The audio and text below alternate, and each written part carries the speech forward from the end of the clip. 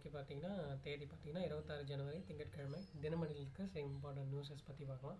Okay, so first headlines என்னென்னு பார்த்தீங்கன்னா, வளர்ந்த பாரதத்துக்கு மகளிர் பங்களிப்பு முக்கியம். ஸோ நம்ம குடியரசு தினன்றதுனால நேற்று குடியரசுத் தலைவர் சில உரையாற்றிருக்காரு. அதில் சில இம்பார்ட்டண்ட்டான பாயிண்ட்ஸு, நடந்த பாயிண்ட்ஸ்லாம் பற்றி பேசியிருக்காரு. லைக் ஆப்ரேஷன் சிந்தூரில் நம்மளுடைய இராணுவம் வந்து ரொம்ப சிறப்பாக செயல்பட்டுருந்தாங்க. 1950 ஜனவரித்தால் இதுவாச்சு. ஒரு பயங்கரவாதத்துக்கிட்ட இருந்தும் ஒரு கொடுங்கோல் ஆட்சிக்கிட்ட இருந்தும் நமக்கு ஜனநாயக விடுதலை கிடைச்சிது அப்படின்னு சொல்லிட்டு பேசியிருக்காங்க. அதுக்கப்புறம் பார்த்திங்கன்னா மகாகவி பாரதிக்கு புகழாரம் சூட்டியிருக்காங்க. ஸோ அவர் வந்தே மாதரம் பற்றி பேசியிருப்பார் இல்லையா, எழுதியிருப்பார் இல்லையா பாடல்கள், நம்ம அதை பற்றி நினைவு கூர்ந்திருப்பாங்க. அப்புறம் நேதாஜியோட பிறந்தநாள் நேற்று ஜனவரி 23, அதை பராக்கிரம திவஸாக கொண்டாடுறோம், அதை பற்றி பேசியிருந்தாங்க. வாக்காளர் தினம் நேற்று இல்லையா, அதை பற்றியும் ஒரு சில பாயிண்ட்ஸ் பேசியிருந்தாங்க.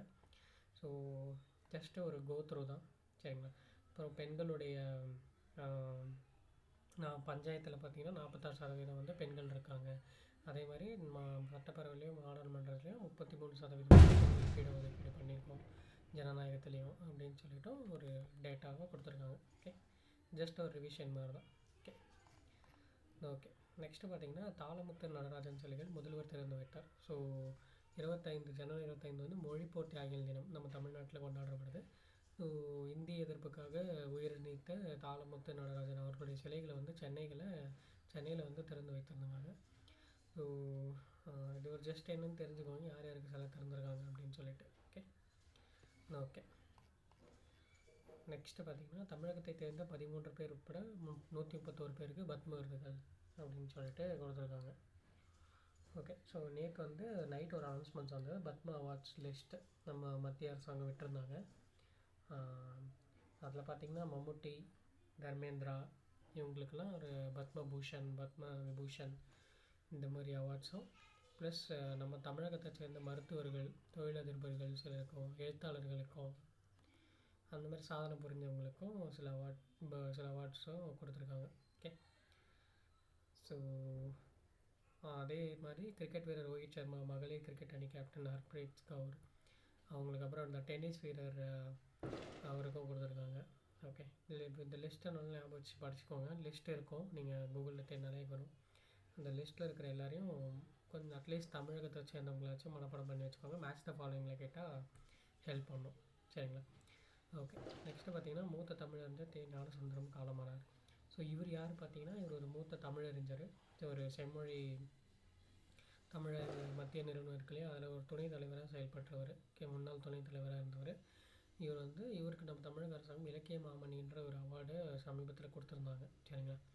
ஸோ இவர் வந்து ஒரு ஃபேமஸான ஒரு ரைட்டர், ப்ளஸ் வால்மீகி ராமாயணத்தையும் கம்பராமாயணத்தையும் ஒப்பிட்டு வைணவ உரைவளம் அப்படின்னு சொல்லிட்டோம், திவ்ய பிரபந்த உரை போன்ற இவரோட நாவல்கள், இந்த நூல்கள்லாம் வந்து ரொம்ப ரிசர்ச் நூல்கள்லாம் வந்து ரொம்ப பிரசித்தி பெற்றது. ஓகே, ஸோ இவர் வந்து பார்த்திங்கன்னா பேராசிரியர் மு. வரதராசனாரோட மாணவராகவும் இருந்திருக்காரு.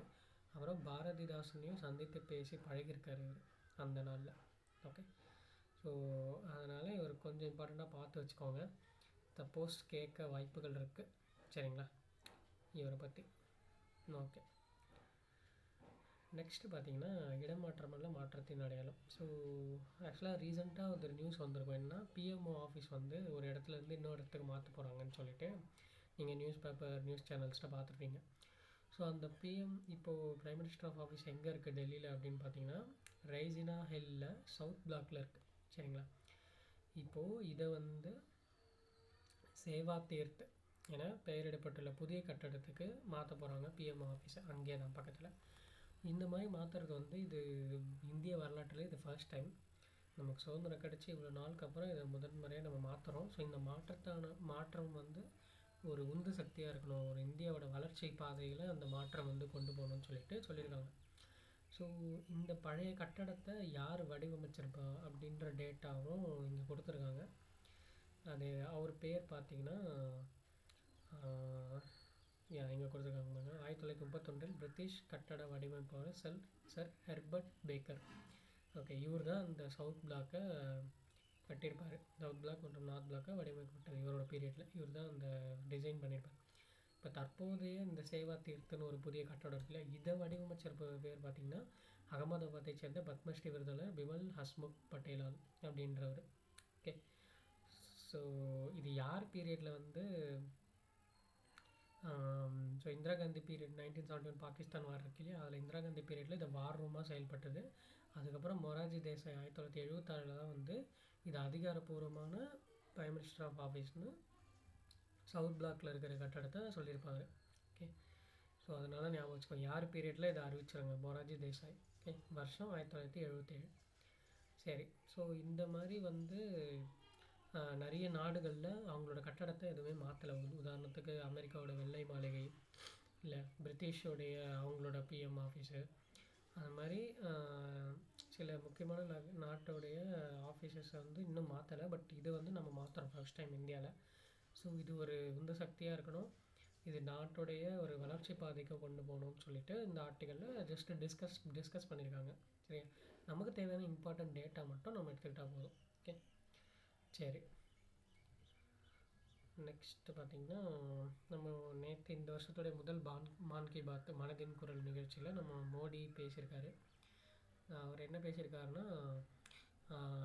ஸோ தமிழக பெண் விவசாயிகளுக்கு ஒரு பாராட்டு கொடுத்து, ஸ்ரீ அன்னம் எனப்படும் ஊட்டச்சத்து மிக்க சிறுதானியங்கள் மீதான ஆர்வம் தொடர்ந்து அதிகரித்து வரும் மகிழ்ச்சி அளிக்குது. தமிழகத்தின் கள்ளக்குறிச்சி மாவட்டத்தைச் சேர்ந்த பெண் விவசாயிகளின் குழு உத்வேகத்தின் ஆதாரமாக உருவெடுத்துள்ளது. இங்கு பெரிய கல்வராயன் சிறுதானிய வகைகள் உற்பத்தி நிறுவனங்களுடன் இருந்து சுமார் 800 பெண் விவசாயிகள் சிறுதானிய பதப்படுத்தல் ஆலையை நிறுவியுள்ளனர். ஸோ ஒரு சிறுதானிய பொருட்களை நம்ம நல்லா பண்ணுறோன்னு சொல்லிட்டு அந்த சிறுதானிய பேர் வந்து ஸ்ரீ அன்னம். ஓகே, அதை குறிப்பிட்டிருக்காரு. சப்போஸ் எக்ஸாம்பிள் ரிஃப்ளெக்ட் ஆகலாம். ஸோ ஜஸ்ட்டு தெரிஞ்சுக்கோங்க, எந்த ஊர், கள்ளக்குறிச்சி மாவட்டம், சேர்ந்த பெண் விவசாயிகள் 800 பெண் விவசாயிகள் குழு. ஓகே, அந்த அந்த சிறுதானியம் பேர் வந்து ஸ்ரீ அன்னம். ஓகே.